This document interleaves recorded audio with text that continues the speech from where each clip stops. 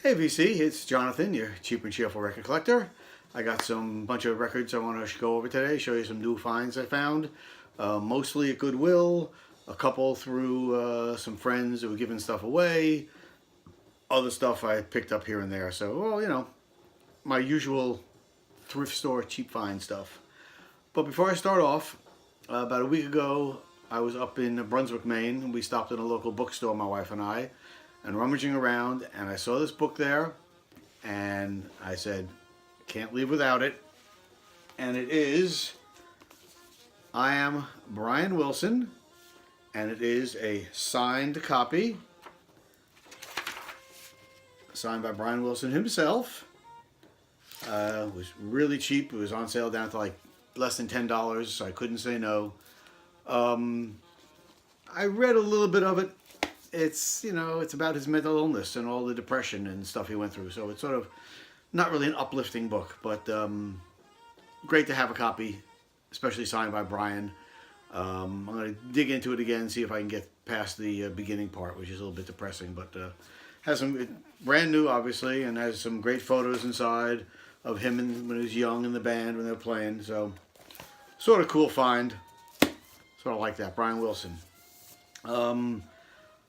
Picked up a lot of stuff recently, basic stuff, but stuff I just didn't have, so that's sort of cool. First one, John Cougar, Mellencamp, when he was John Cougar. Just didn't have this in my collection, so glad to add it. It has, you know, Hurt So Good, Jack and Diane, all basic stuff on it, but nice to have it in the collection. Also, another one I found for $1 Goodwill. I haven't heard this one in particular, but we all know him. It's Art Garfunkel. This is his album Watermark. I haven't heard it yet, but I see it has the Chieftains on it. So I figure how bad could it be with that? It's mastered by Doug Sachs. Mastering sounds good, 1978. So got to get that cleaned up and give that a spin. Looking forward to that. Next one I saw this, again, might be a little bit too electronic for me, but we'll see. It's Marianne Faithfull and Dangerous Acquaintances. This is from 78, I think. 81, I'm sorry, 81. Stevie Winwood's on it. That's always a good sign. We'll see. Pretty clean. Love her earlier stuff, so we'll see what this is all about. Saw this and couldn't resist, even though I have a bunch of their albums. I don't have this one, so it's the Everly Brothers reunion concert, live at Albert Hall, September 23rd, 1983. Nice gatefold. Oops, sorry about the glare there. Nice gatefold. There's the back. Very clean record. This sounded really good. I loved it. They do all that classic stuff, plus a lot of stuff you don't expect them to do. So it was great. The Everly Brothers, the band that everybody from the Beatles to Simon and Garfunkel to the Hollies wanted to sound like. This one I knew nothing about. It was clean. It was a European pressing. It was less than $2, so I had to buy it. Murray Head, and this album is called Say It Ain't So. I've since learned after I bought this and put this on Facebook that Murray Head had a hit, something about Bangkok or whatever, and he was in the original one of those plays from the 80s, 70s, not Joseph and the Technicolor Dreamcoat, but one of those kind of plays. Also, this was produced by Paul Samuel Smith from the original The Yardbirds. It's okay. It's not bad. Not going to see heavy rotation, but I'm going to keep it around for a while. A little bit too sweet for me, but not bad. And I said it's I think it's a pressing from the Netherlands, so that was good. Happy to have that. This next one, cover's messed up, but the record itself is good. Jackie Wilson, 20 greatest hits. Made in Belgium. Also, this is another European pressing. I don't know how we get these European pressings here in Maine all the time, but now and then you see them. So Jackie Wilson, the what they call Mr. Excitement, the original Mr. Hardest Working showman in business. He worked so hard he actually had a heart attack on stage when he was at a Dick Clark show and he never recovered. He was in the hospital for 9 years in a coma after that and finally passed away. But that's how hard he worked. This has some of his classic songs, Baby Workout, Reet Petite, Shake, Shake, Shake. Your Love Keeps Lifting Me Higher and Higher. He has some duds in here too, for sure. But generally a great, great album. Love Jackie Wilson. Oh, in the background, keep it a little low because it can be a little tense for some people, is John Coltrane's Koule Se Mama on Impulse. Cover's all messed up, as you can see. Back's all messed up. I didn't care. Vinyl's clean. And like they say, you don't play the covers. Found this one yesterday at Goodwill. This again was $2, and then I got my senior citizen discount for 20% off, so it cost me $1.60. And it is Ike Tina Turner live at Carnegie Hall. What you hear is what you get. 2-record set, and they were on United Artists. Crystal clean, just needs a little scrubbing, a little cleaning, but no scratches or anything. So really looking forward to that. 2-record set of Ike Tina. I don't have a lot of theirs, so glad to add that to the collection. Really nice trifold.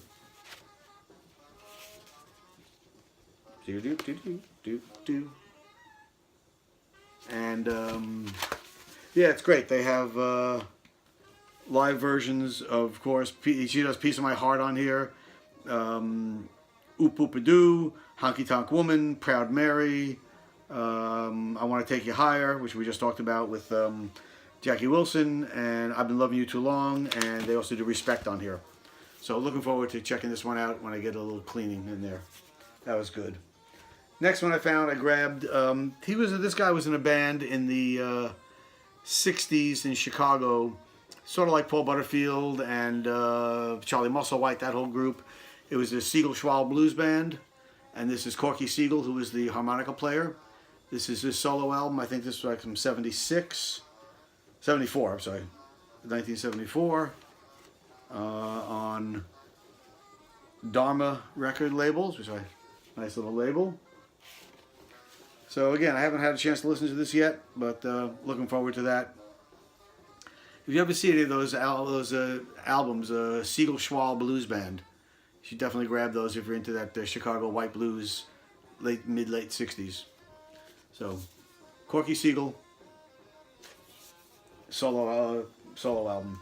Next one's another folk album. Know nothing about this guy, but the cover looked cool, and it's on Folk Legacy Records, which I like. This is a Jonathan Emberheart, and it's called Life's Trolley Ride. There's the label. Folk Legacy Records. Again, really clean. Very, very folky. 1970, 76, I think this was. So, nice folk record. Really clean. And again, $1.60. How can you say no? Love that. Got a couple of country albums the other day too. I have a bunch of his, but I don't have this particular one. This is Merle Haggard, The Best Of, on Capitol, but it's not really Capitol. It's their cheap label that they do all their represses on Starline. Really doesn't sound great. It really was really harsh, and I mean, it's clean, but the recording is just really, really harsh and trebly, but has a lot of his classic stuff on it. I'm a Lonesome Fugitive, Right Through the Rose, Swinging Doors, My Friends Are Gonna Be Strangers, The Bottle Let Me Down, Branded Man. So, can't have too much Merle Haggard in your collection. Same day when I was there, I picked this one up. It was at the same Goodwill. It's a Willie Nelson and Waylon Jennings, Take It to the Limit. This was, I think, late 70s, early 80s. But not bad at all. Not bad at all. Homeward Bound they do on it, the Simon & Garfunkel song. Take It to the Limit. It was good. Old Friends. Nice record. If you like that outlaw country stuff.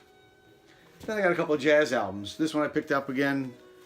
Knew nothing about it, but there was a double LP, and it's called Music with 58 Musicians, Volume 1. So it's a compilation from ECM. Not much on the inside, just a lot of text.